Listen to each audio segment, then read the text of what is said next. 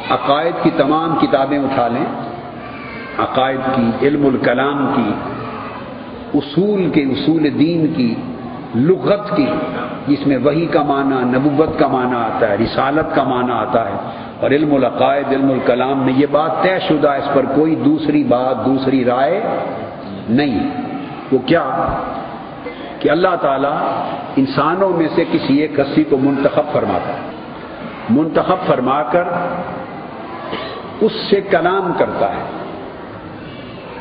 یہ بات بڑی توجہ طلب، اللہ اس سے، تو جب اللہ بندے سے کلام کرتا ہے تو اس کے کلام کرنے کو اس سے نبوت ہو جاتی ہے۔ جب اللہ بندے سے کلام کرتا ہے تو یہ کیا کرنا، اللہ کا بندے سے کلام کرنا کیا ہو جاتا ہے؟ نبوت۔ یہ نبوت کیا ہے؟ یہ وحی ہو جاتی ہے، اللہ کی وحی۔ خواہ وہ براہ راست کلام کرے، خواہ پردے کے پیچھے سے کلام کرے، خواہ وہ اپنا نمائندہ جبرائیل امین بھیج کر کلام کرے۔ اللہ جب اپنے بندے سے کلام کرتا ہے مبعوث کرنے کے لیے تو یہ نبوت ہے شرعاً۔ رسالت کب بنتی ہے؟ پھر اس کو حکم دیتا ہے کہ جو بات میرے محبوب میں نے آپ کو بتائی، جن لوگوں کی طرف اسے مبعوث کرتا ہے، اب ان سے فرماتا ہے کہ میں ان بندوں سے کلام نہیں کرتا۔ آپ مثال کے طور پہ 1000 آدمی بیٹھے ہیں، 10,000 ہیں، امت 1 ارب افراد کی ہے، 1.25 ارب 1.5 ارب افراد کی امت ہے۔ اللہ فرماتا ہے میں ان میں سے ہر ایک بندے سے کلام نہیں کرتا۔ کیوں؟ کہ میں جس سے کلام کروں گا وہ تو نبی ہو جائے گا۔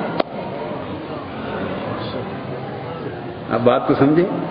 اللہ فرماتا ہے میں ان سے کلام نہیں کرتا۔ کیوں؟ کہ اگر ان سے میں کلام کروں تو میرے کلام کرنے سے یہ کیا ہو جائے گا؟ یہ نبی ہو جائے گا، یہ تو نبوت ثابت ہو جائے گی۔ تو میں ان سے کلام نہیں کرتا، میں صرف اپنے نبی سے کلام کرتا ہوں، میں صرف اپنے نبی سے کلام کرتا ہوں۔ تو اب باری تعالیٰ پھر میں کیا کروں؟ یہ کل کی تفسیر کر رہا ہوں۔ تو محبوب بات یہ ہے، میں نے آپ کو خبر دے دی کہ میں ایک ہوں، آپ سے کلام کر لیا۔ قرآن مجید میں 3 طریقے آئے ہیں، بلا حجاب کلام کرنا بھی ہے، پردے کے پیچھے کلام کرنا بھی ہے، فرشتے کے ذریعے کلام کرنا بھی ہے، اور جس کو وہی فرمایا تیسرا پھر بلا حجاب کلام بھی ہے۔ تو میں کلام کروں گا تو جس سے کروں گا وہ نبی ہو جائے گا۔ سو میں نے آپ کو کہہ دیا، یہ میرا کہنا نبوت ہو گئی، آپ سے کلام کر لیا۔ اب میرے محبوب ان سے آگے تو کہہ دے، قل تو کہہ دے، اور جب تو کہہ دے گا ان سے کہ میں ایک ہوں تو تیرا کہنا یہ رسالت ہوگی، تیرا کہنا یہ رسالت ہوگی۔ جن کو کہے گا، جس قوم کو مبعوث ہو کر ان کو جب کہے گا کہ اللہ ایک ہے، میری بات سنو، یہ کیا ہوگی؟ یہ رسالت ہوگی۔ تو قل کا معنی ہے محبوب ان سے کہہ دے، یہ ان سے کہہ دے کا جو حکم ہے یہ قل، اس میں رسالت ہے۔ فرما دیجئے یہ جو قل کا امر ہے اور حضور کے لبوں کا کھلنا اور اللہ نے جو خبر عطا کی اس کا اپنے مخلوق، اللہ کی مخلوق اور اپنی امت تک پہنچانا، قل یہ عنوان رسالت ہے، یہ توحید کا عنوان نہیں۔ اور جب رسالت کی زبان کھلتی ہے تو جو بات رسالت بتاتی ہے وہ توحید ہے کہ اللہ ایک ہے۔ تو توحید شروع ہو رہی ہے، مضمون توحید هو اللہ احد سے، اور توحید کے مضمون کے شروع ہونے سے پہلے اس کا امر کہ قل آپ انہیں کہہ دیں، یہ کہہ دیں، یہ حکم دینا یہ رسالت ہے۔ اللہ رب العزت نے سورۃ توحید کی ابتدا رسالت سے کی، اور رسالت سے ابتدا کر کے مضمون اسلام کی ابتدا توحید سے کی۔ تو سورہ توحید میں، سورہ اخلاص میں اللہ رب العزت نے بصورت قل رسالت کو پہلے رکھا تاکہ بندے پہلے رسالت سے منسلک ہوں، رسول کے دامن سے منسلک ہوں، رسول کی بات کو سنیں اور مانیں۔ یہ رشتہ جب قائم ہو جائے تو پھر رسول جب بتائے کہ خدا ایک ہے تو رسول کے بتانے سے اللہ کو ایک ماننا یہ توحید ہوگی۔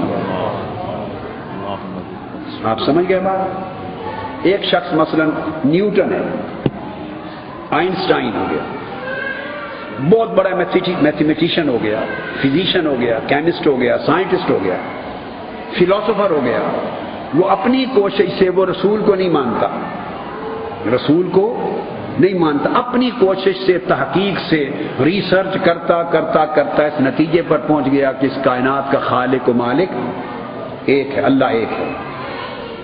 اس نے کہا آپ سے کہ میں رسول کو نہیں مانتا، لیکن میں اپنی سائنٹیفک ریسرچ کے نتیجے میں اس بات پر پہنچ گیا ہوں کہ اللہ، اور اللہ کو ایک مانتا ہوں، وحدہ لا شریک مانتا ہوں، اس میں نہ ذات میں کسی کو شریک مانتا ہے نہ صفات میں شریک مانتا ہے، اس کو خالق بھی مان گیا، مالک بھی مان گیا، اس کے سامنے جواب دہ بھی ہے، وہ زندہ بھی دوبارہ کرے گا، پہ ساری بات کہتا ہے میں تحقیق سے مان گیا اور میں رسول کو نہیں مانتا، رسول سے سن کر نہیں مانتا، یہ میری تحقیق نے یہاں تک پہنچا دیا ہے۔ تو بتمام و کمال اللہ کو ایک مان کر بھی وہ مومن نہیں ہو سکتا۔ کیا وہ مومن ہوگا؟ بولیے۔ اس نے تو اللہ کو ایک مان لیا اور تمام صفات کے ساتھ مان لیا، پھر بھی وہ مومن نہیں۔ کیوں؟ کہ اللہ رب العزت نے ایک شرط عائد کر رکھی ہے، ایک شرط عائد کر رکھی، فرمایا اس کا مجھے ایک ماننا یہ عقیدہ توحید نہیں ہے، یہ عقیدہ توحید نہیں ہے، اور نہ وہ مومن ہے۔ اللہ پاک نے فرمایا میرے محبوب ایک شرط ہے، صرف اسی کا مجھے ایک ماننا، اسی شخص کا قبول کروں گا جو تجھ سے سن کر مجھے مانے، جو تجھ سے سنے اور تجھ سے سن کر تیرا کہا مانے اور تیرا کہا مان کر مجھے ایک مانے، فقط وہی مومن ہے۔ اور جو تیرا کہا نہ مانے اور مجھے مانے وہ مومن نہیں، وہ اسی طرح کافر و مشرک ہے۔ اے رسول جو تیرا کہا نہ مانے پر مجھے ایک مانے وہ اسی طرح کافر کا کافر ہے۔ تو دوستو بندہ کفر سے نکل کر ایمان کی حالت میں بھی نہیں آ سکتا، مومن نہیں ہو سکتا جب تک اس کا اللہ کو ایک ماننا رسول سے سن کر رسول کے ذریعے ماننا ہو تو توحید بنتی ہے، اور بغیر واسطہ رسول کے اللہ کو ایک مانا جائے تو اس کا عقیدہ توحید نہیں ہے اور نہ وہ مومن ہے۔ یہ بات سمجھ گئے نا؟ اب یہ دونوں مثالیں سمجھ کر آپ کو سورہ بقرہ کی اس آیت کی سمجھ آ جائے گی جس میں فرمایا الف لام میم ذالک الکتاب لا ریب فیہ ھدی للمتقین الذین یؤمنون بالغیب۔ یہ وہ کتاب ہے جس میں کوئی شک نہیں، جس میں کسی شک کی گنجائش نہیں، متقین کے لیے ہدایت ہے۔ متقین کون ہیں؟ فرمایا وہ لوگ جو بن دیکھے ایمان لاتے۔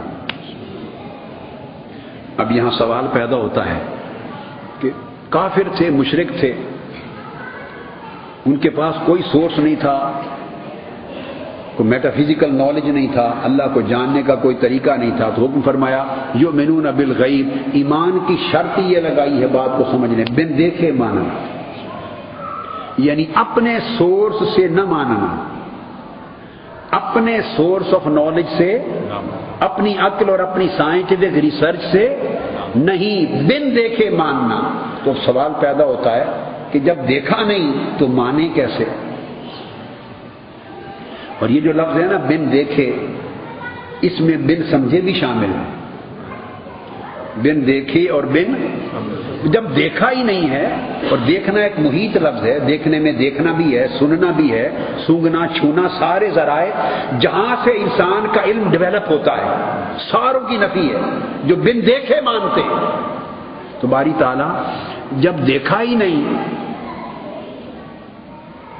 تو مانے کیسے؟ کیونکہ انسان دیکھتا ہے تو جانتا ہے، بولیے، دیکھتا ہے یعنی دیکھتا، سنتا، سمجھتا ہے تو تبھی جانتا ہے نا۔ تو جب قید لگا دی یؤمنون بالغیب کہ اس نے دیکھا سمجھا ہی نہیں، دیکھا ہی نہیں، دیکھے بغیر مانے، تو جب دیکھا نہیں تو جان کیسے سکتا ہے؟ دیکھے گا تو جانے گا اور جانے گا تو مانے گا، تو اس کا ماننا منحصر ہے جاننے پر اور جاننا منحصر ہے دیکھنے پر۔ تو جو سورس تھا جاننے کا، دیکھنے